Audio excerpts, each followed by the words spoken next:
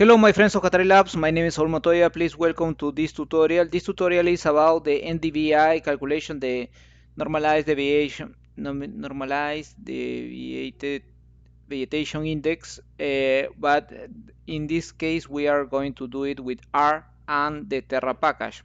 Okay, so for this you need R environment. So here in Anaconda there is another tutorial where you can install that environment.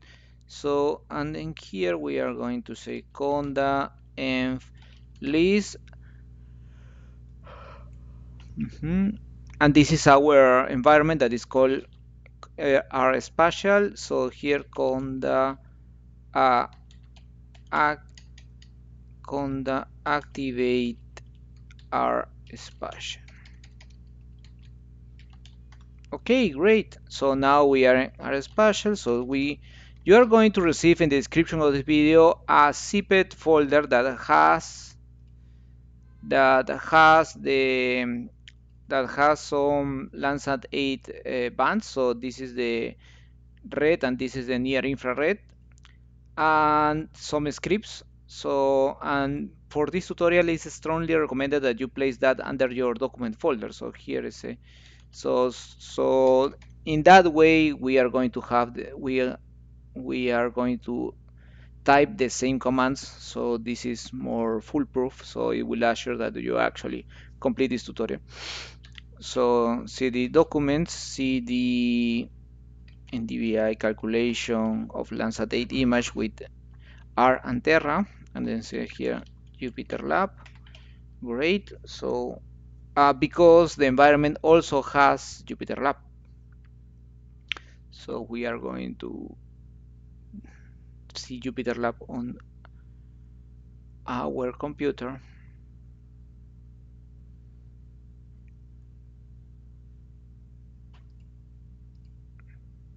And there is a problem here. Why? Because you have to copy paste the URL. If this happens, I mean, if the Jupyter Lab is not actually automatically prompted, you have just to copy paste the URL that appears here. Okay, great. So here we have on the scripts. We are going to there is another notebook that launched this on Python, but in this case we are going to run it on R. Okay, and then kernel, restart kernel, and clear all outputs. Okay, and this, as I told you, is dependent on the different bands, the 4 and the 5. Okay, this is the red band and this is the near infrared. Okay, so here first we open the Terra library, then we define the paths to the red file, to the red band, no, to the red file and to the near file, because then we are going to transform this to the near infrared, not to a band, because actually a raster is more can have several, because there are rasters that can have several layers. Okay, so here we have the band. Okay, and that can also be multi-band as well, so multispectral image. Okay, and then from the band we get the red array as a matrix. Okay, these ones are the matrix, and this is a function in R that actually do the calculation in between the NDVI calculation, that is near infrared minus red divided by near infrared plus red. Okay, so we define the function, and then here uh, we run the function. So this one actually calls the function.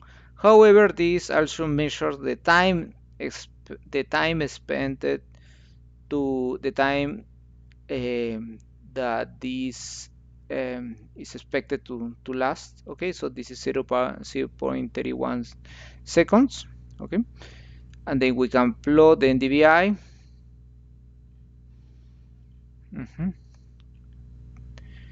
And then here we can save.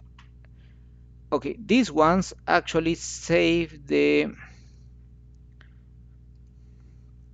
output. So this is the NDVI, that is a completely geospatial raster. Okay, so this raster is actually completely geospatial because it has projection.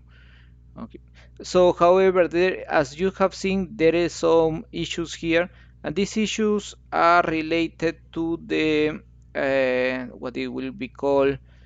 These are related to the content environment. So there are some incompatibilities. I mean, there are some those are warnings only, but these actually come from that. Okay, but it doesn't mean that the process could not be done, because actually, as you have seen, it's done. So you can open that with QGIS, and then you can compare this raster with the NDVI generated by Python. Okay. All the materials are in the description of the video. You are strongly we strongly recommend that you follow all the tutorials, you tweak the code, you play with the code, you apply it to your own bands, and play.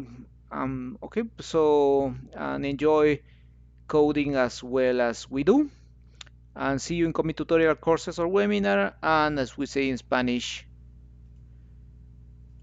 viva el software libre. See you. Bye bye.